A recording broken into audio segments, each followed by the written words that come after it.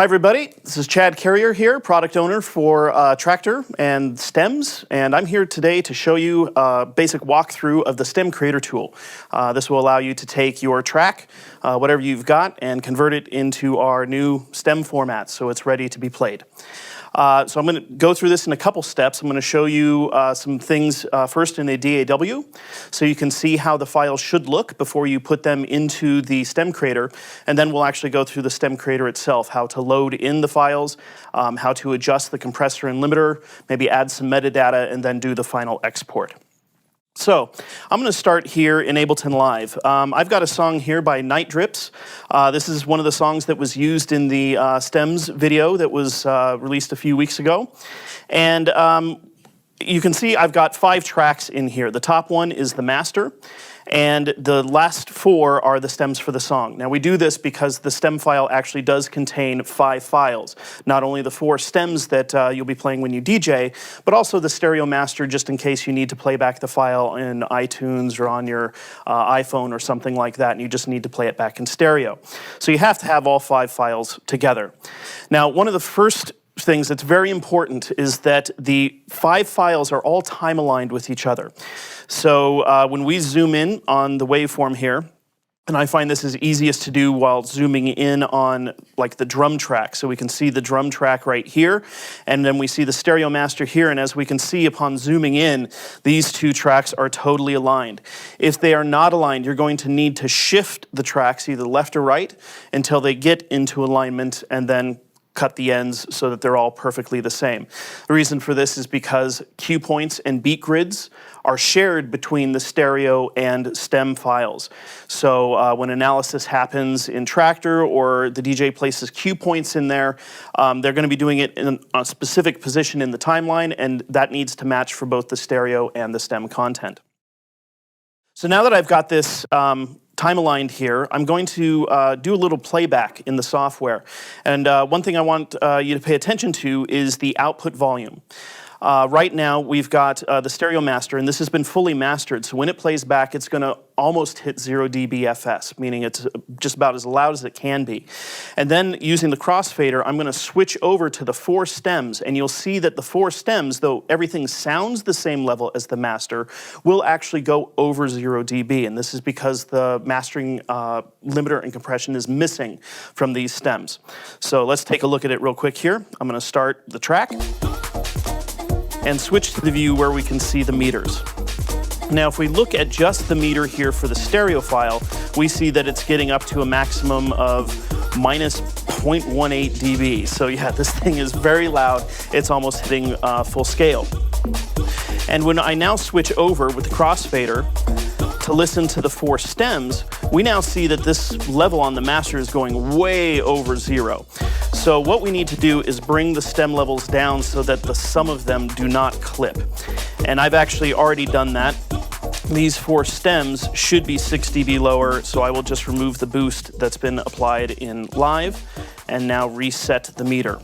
When we look here now, these tracks are not going to hit 0 dB anymore, so we know we're safe. We've got enough headroom for the mixing of all the stems. All right. So now, with the levels correct, I'm going to go ahead and jump over to the Stem Creator tool. So I'm going to hide live and launch the Stem Creator, which is this nice little single window application right here. Now it starts up totally empty. There's a section at the top for editing the metadata for the track, so like the song name, the artist, and things like that. The center section is for adding all the audio files. So the 4 stems that I mentioned earlier, plus the stereo master, all get dropped here. And then the lower section is for playback and for setting the parameters of the compressor and limiter. So I'm going to open up the files, grab the stems, which in this case are bass, drums, synths, and vox, and drag those into the tool. Those 4 get loaded up, and then I'm also going to find the stereo master and drop that into the bottom where it says master file.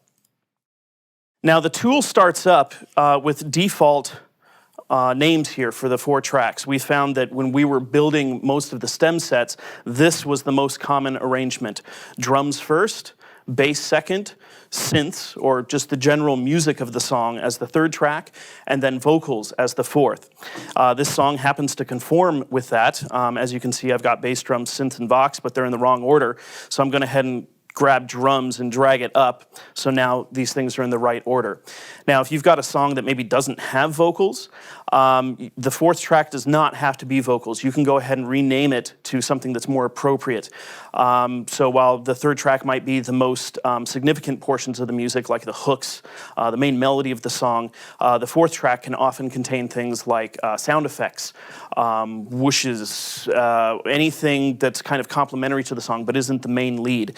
And if that happens, you can always just come down here and type in something else like atmos for atmospheres, or maybe just effects for effects, and that will rename the track.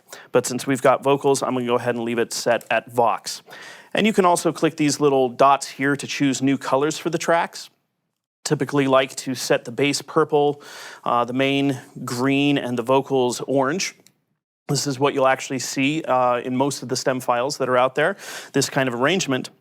And so now we're good to go. We can go on to the next step, which is to start adjusting the compression and limiting to get that stem mix back up to the same level as the stereo master.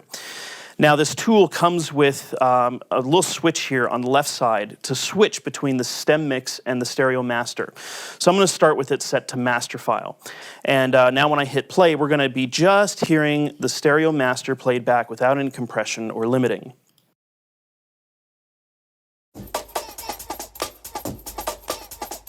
Okay, so I'm going to jump ahead into the track a bit. Here we go. Now we hear the whole thing. And when I compare this to the stem mix, see, the stem mix is not as loud as the stereo master. So I'm going to use the compression section down here at the bottom to bring this level up. And I'm actually going to use the expert mode to do this. When I click expert, not only do I see the compressor here on the top, but I also see the limiter controls down below. I have full control of everything I need to do to bring this level up. So I'm going to start by adding a little bit of compression, I think. Lower the threshold. There we go. It's just a little bit. We're not going to need much on this track. But I'm going to use the limiter to bring the level up the rest of the way. We'll just turn down the threshold, and that brings it up. So now I'm going to compare and see how close I am by flipping the switch on the left. Oh, pretty close. Yeah, I want the output a little higher, and I think I want the release faster.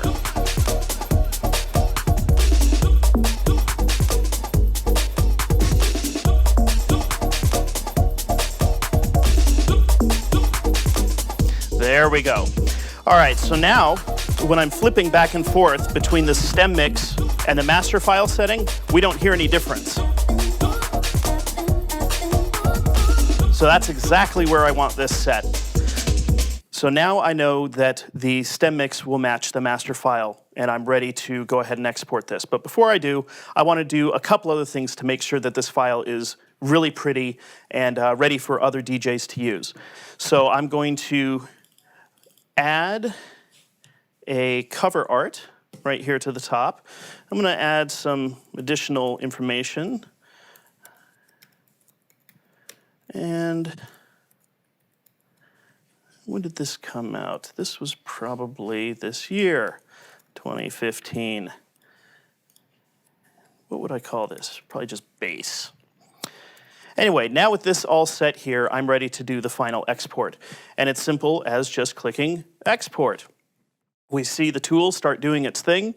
The tool is even going to create some additional files here as it's doing its processing. It's converting all the WAV files that I put in into AAC format right now.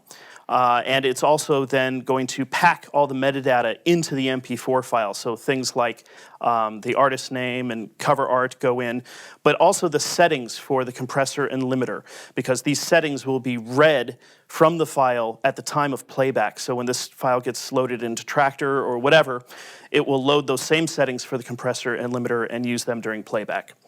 Export is successful, we're all done, and as we can see here, we now have ourselves a stem file. This stem file is now all self-contained and ready to go. And if I hit play right now, there it is, the stereo track. So that's as simple as it is. Drop in your files, do a little comparison of the audio, adjust the compressor and limiter to get it to match, put in the rest of the details of the song, and hit export. This one's ready to go. And just so you know, when you get the STEM Creator Tool, it will come with some additional information. As I mentioned, this layout of tracks, drums, bass, synths, vocals, we have a set of authoring guidelines that will help direct you on how to arrange the tracks, just in case your track doesn't conform to that layout that we just saw here. You might have a very minimal track that has no vocals, doesn't even have a clear lead. There's different ways to assort these things so that the DJ will always be familiar with the layout, no matter what song it is. Drums are always on the left, the leads are on the right, this kind of thing.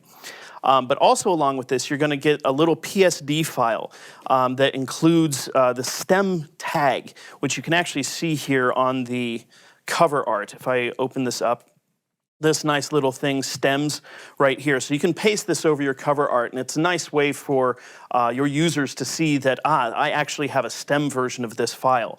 Because as we've seen, it behaves like a normal stereo file in most cases. So this extra little tag lets your users know that they've got the powerful version of your track now ready to use. Oh, one more thing. The stems-music.com website is where to go to find the STEM Creator Tool and everything else you need to know about stems. To stay up to date with all the latest developments in stems, just sign up for the newsletter on the website, and that way you'll know anytime any new tools are available, updates to the documentation, anything like that. That's all there is for today, so thank you for your time and enjoy making stems.